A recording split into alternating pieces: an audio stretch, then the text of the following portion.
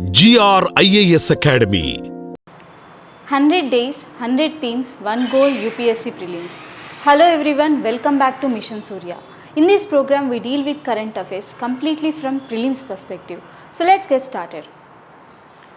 Our first topic today is about one of the important article of DPSP, that is Article 39F. So why this is in news?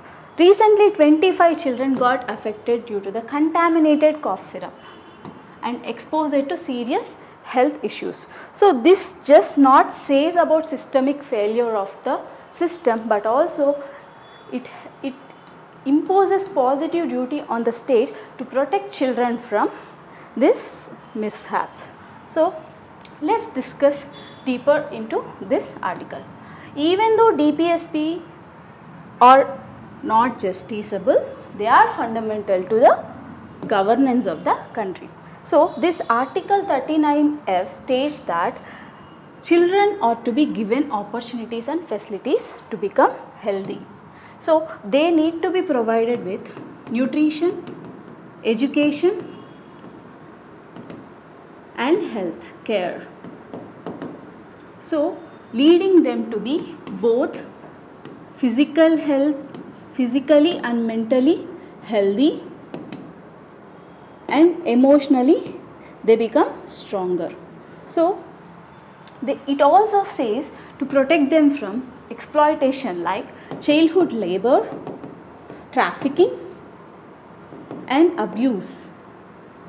And it also says they should not be abandoned, they should be given care, protected from abuse and given proper nutrition.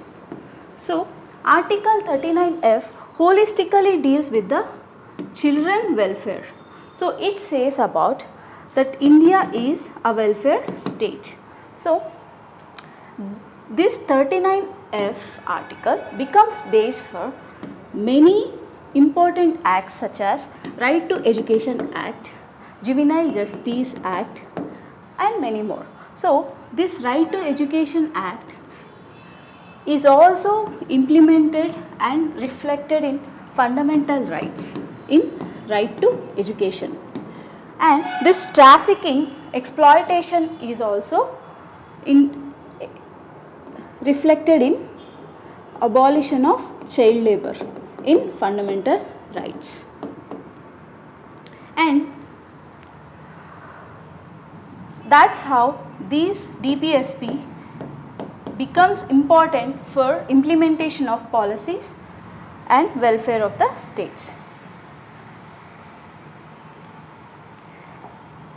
Now let's discuss about one of the most important article, that is Article 17, which is part of the fundamental rights belonging to Part 3 of the Constitution. So it says to abolish untouchability. Untouchability is not something because of the touch. So people are not to be stopped from entering any temples, any public spaces. So traditionally they have been exploited, discriminated against with the untouchability. So this principle is abolished under Article 17 of the Indian Constitution. So this is such an article that is both against state as well individuals. So whoever it may be, no one is supposed to cause anyone this distress. So what is untouchability? People are stopped from using public spaces like temples, using water resources, tanks and many more. They were not treated humanly. So this is one such inhuman practice. So that's why India has implemented fundamental rights. So untouchability became part of the fundamental rights. So let's see. This is our India's caste system. In top tier, Brahmins will come, and second Kshatriyas, Vaishyas, Shudras and Dalits. So Dalits means broken people. So these people were called as untouchables earlier, right? So now they prefer the term Dalits instead of untouchables. So it does not denote to physical touch, it is denoting to the exclusion based on their caste. And because of this practice, sometimes people were harmed and caused disability, and sometimes women were raped. So these issues were predominantly because of this Untouchability Act. So in order to protect people from this inhuman practice, government has brought one law that is called Protection of Civil Rights Act in 1955. It was called as Untouchability Offences Act 1955 earlier. So this practice of untouchability is penalized even if they are preaching or encouraged or justified of this practice. So Article 17 is enforced automatically without enabling any legislation. If someone is invoking Article 17, that means they will have protection under Indian Constitution, that is under fundamental rights. So they have adopted interpretation even for some acts that are disguised even though they are not shown directly. So that indirect forms of discrimination are also listed under Article 17 untouchability practices. So if you see related articles of untouchability, Article 15(2) also prohibits discrimination and provides access to public places for all people in India. Article 46, which is part of TPSP, it promotes the interests of scheduled castes and scheduled tribes of India. These two form the core constitutional framework against caste discrimination. These are the policies made by India to protect people from this inhuman practice. So what is the nature of offences under untouchability? So Article 17 does not give any punishment in terms of in its article definition. Those are defined under Civil Rights Act 1955. These are generally cognizable and non-compoundable. So depending on the nature of the act, whether it is stopping any person from using public facilities or insulting them or obstruction them or harming them physically, based on the act they will be punished, and that is specified in this Civil Rights Act 1955. Article 17 is not listed explicitly under Article 359(1). So even during an emergency, the right to move courts for enforcement can be suspended by presidential order. However, this comes under Criminal Act, so that is why people can go to courts and FIRs can continue under remedies. Even though if remedies are suspended, people can file this case under criminal law and fight for the cause. Our next topic is about fundamental rights suspension. So usually Article 19 gets automatically suspended during national emergency when it is because of war or external aggression.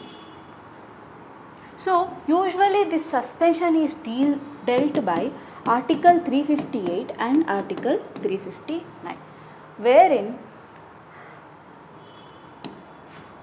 this status and enforceability of fundamental rights are dealt by Article 358 and 359, and this Article 358 suspends Article 19 automatically during national emergency because of war and external aggression, whereas in Article 359 gives President power to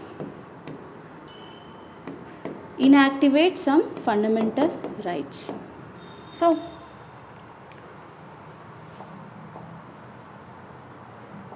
let's see about Article 19.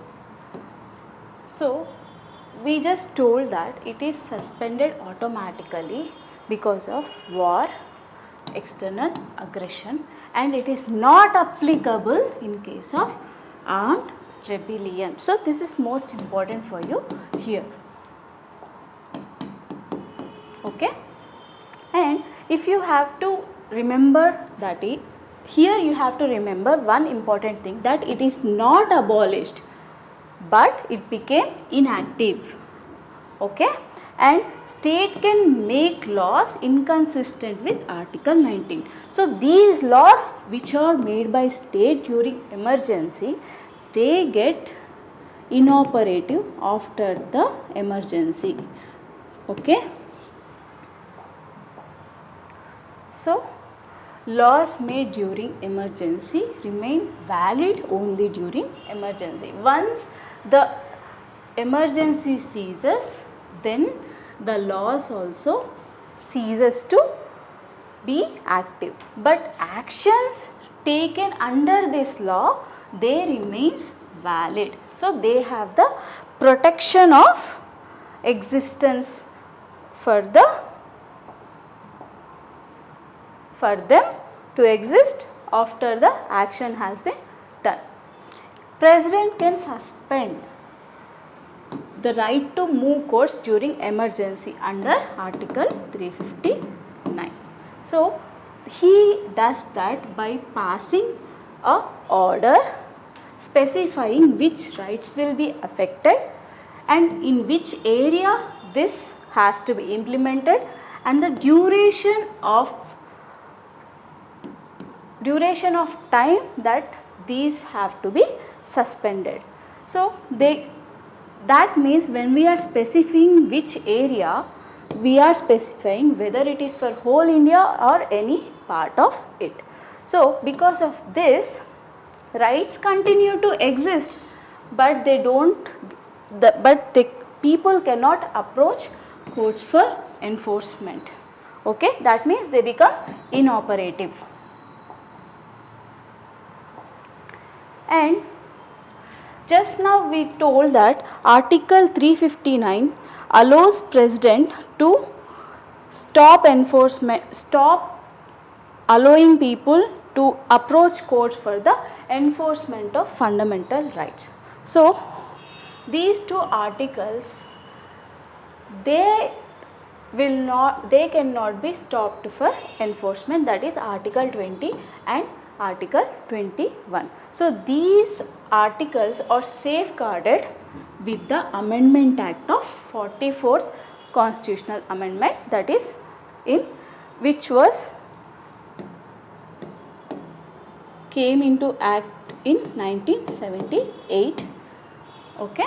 So, Article 20, it provides protection in criminal cases, and Article 21 is the right to life and personal liberty.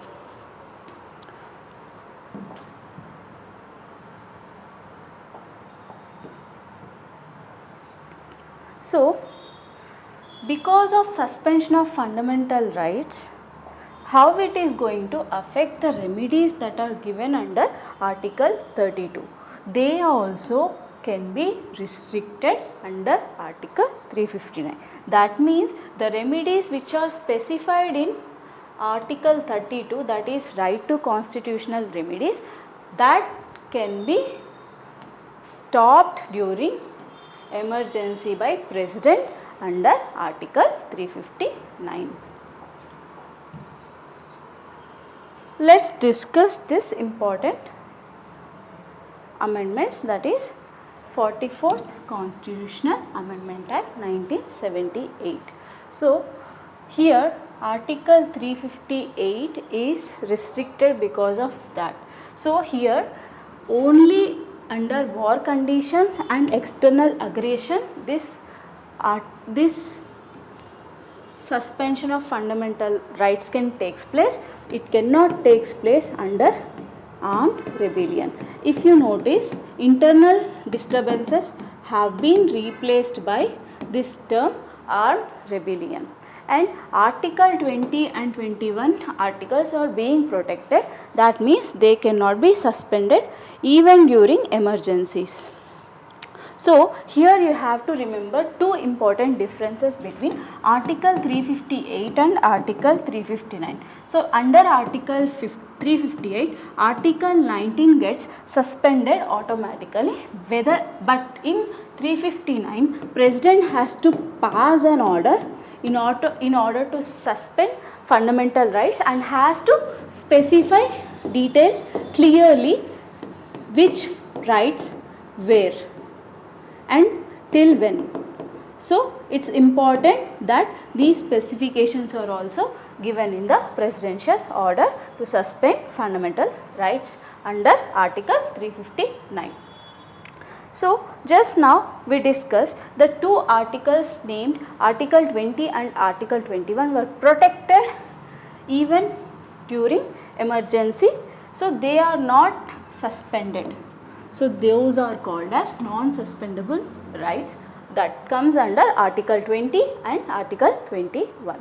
So it cannot be taken away even during a national emergency under Article 352. So Article 20 in respect of conviction of criminal offences, and Article 21 it protects life and liberty. So these rights are enforceable even if presidential order has been given to revoke the access to approach courts for implementation of fundamental rights. So in Constitution, this protection was added by 44th Amendment Act following the misuse of emergency powers during 1975 to 1977. So even if other rights are suspended, Article 20 and 21 continues to operate. So they are treated as non-degradable rights comparable to core human rights in international law.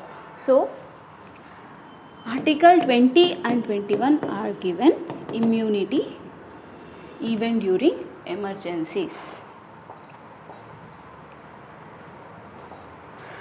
And now we discuss about one more important topic, that is objective resolution of 1947. So it was introduced by Jawaharlal Nehru and adopted by Constitutional Assembly in 1947, 22nd January.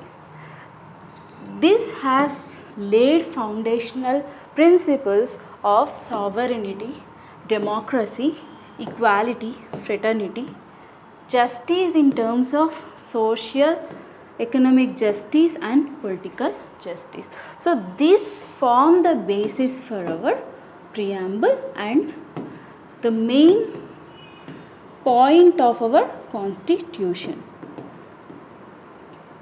Okay.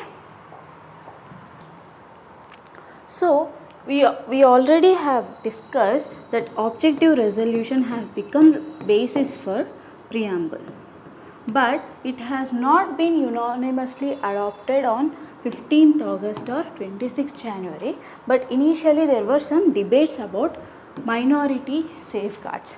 So after few clarification, this has been accepted unanimously. So that is the background of objective resolution and preamble. Our next important are writs. So writs are very much important in our constitution. So if you see, there are 5 types of writs: habeas corpus, mandamus, prohibition, certiorari and quo warranto.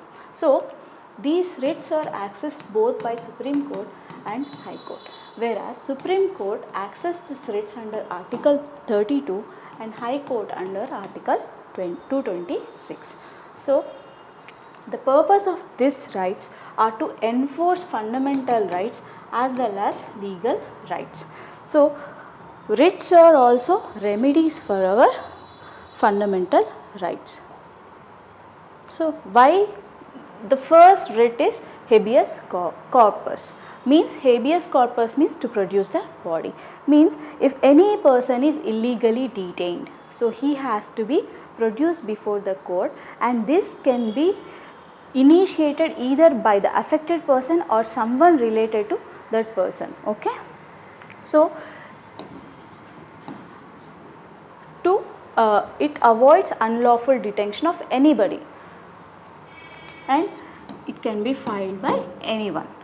And here you need to important 2 points, that is, this writ is for personal liberty and it can be issued against both state and private individuals. So we got here 15 to 17 both are against state and individuals, and now this writ is also against in both, that is habeas corpus. And I am telling here only Article 23 and Article 24 also against both. And then our next writ is about mandamus. So mandamus tells to perform duty. Okay. So it orders someone who is working in public offices to do their duty. That is called mandamus. So it can be against any public officials and government and any body that is part of government created by any GO, that is statutory bodies. It cannot be issued against private individuals. So this can be done only against state. So whereas habeas corpus is both against public and private, but here it is only against state, and it cannot be issued against president or governor and judges acting in judicial capacity. Okay. So these people are immune from this writ. Our next writ is prohibition. This means to forbid someone, that is higher court stops lower court from issuing any ruling, that is if it crosses its jurisdiction. So it doesn't have the authority to give any ruling on such issues. So higher court stops lower court to give ruling on issues that is beyond its jurisdiction. So here you need to remember few things. So it has to be issued before the ruling is given, and it is preventive in nature. So once if it is done, then this cannot be invoked. So before the case has been dealt, this has to be invoked. And then next writ is certiorari. So when a lower court or any tribunal has given some ruling, that will be quashed by the higher court. So that is called certiorari. So we just have discussed in earlier writ that it is issued to prohibit, right? Prohibit lower court from giving any ruling. But now this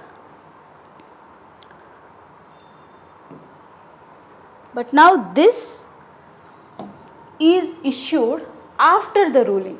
So there are two types of writs here. Prohibition, which is preventive, that occurs before the ruling, and certiorari, that occurs after the ruling. So we have two kind of writs that protects our rulings if the court has acted beyond its jurisdiction, whether it is before or after, there is a remedy for it. And what it does, it corrects the jurisdiction that has been crossed by the lower court, and any errors of laws that has been done because of this. And what is the difference from prohibition? We just told prohibition is preventative. It will be done before taking the decision, that is before the ruling, and certiorari after the ruling. And our next writ is quo warranto. It means that if a person is working in any office without any authority, it can be questioned. That is called quo warranto. So by what authority one person is holding a public office, that is called quo warranto. Okay, it prevents any person to occupy any public office without any legal backing. So if a person occupies any office illegally, he can be questioned with the help of this writ called quo warranto. So it can be filed by any person. There is no requirement of any personal interest. Next, now let's see about Article 32. It is called as Heart and Soul of Constitution by B.R. Ambedkar. So this Article 32 is the one which are providing remedies, constitutional remedies. So these writs offers higher jurisdiction for High Court, and Supreme Court has lesser power in case of writs. So, and this writ jurisdiction is part of basic structure. So this basic structure is introduced in KBC case in 1973. So one cannot destroy the basic structure of the constitution. So writs form basic structure of the constitution.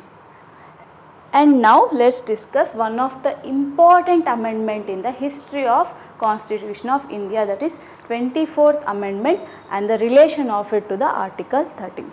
So in Golatnath case in 1967, the Supreme Court held that Parliament cannot amend fundamental rights, as Article 13 violates them. So what is Article 13? Any law that is against fundamental rights is not valid. So that's how court stopped amendment of fundamental rights. But Parliament will not accept this. So it will overturn the Supreme Court judgment by amending our constitution, that is 24th Constitutional Amendment Act. So here they have stated that any constitutional amendment will not come under Article 13, okay, which are made under Article 368. So Article 368 says that Parliament can amend any part of the Constitution including fundamental rights. So any amendment that are made under Article 368 cannot be challenged under Article 13. So this is what amendment was made by the Parliament in response to the Supreme Court ruling. So after the 24th Amendment, these constitutional amendments that are made under Article 368 are not treated as law under Article 13. So they cannot be struck down using Article 13 even though they are affecting fundamental rights. So Article 13 applies only to ordinary laws but not to constitutional amendments after the 24th Amendment Act. However, this has been corrected in KBC case 1973. So, let's see questions. What is the position of the right to property in India? Option A, legal right available to citizens only. Option B, to any person. Option C, fundamental right to citizens only. Option D, neither. So, comment your answers in the video. And next question is, under which of the following articles of the Constitution of India has the Supreme Court of India placed the right to privacy? Options include 15, 16, 19, 21 articles. Please comment your answer in the comment section of the video. That's all for today. For detailed notes, please visit our website using the link given in the description below. For more videos, please subscribe to our YouTube channel. For past videos, please visit our playlist and follow us on Instagram and Telegram channels for your UPSC preparation. Thank you.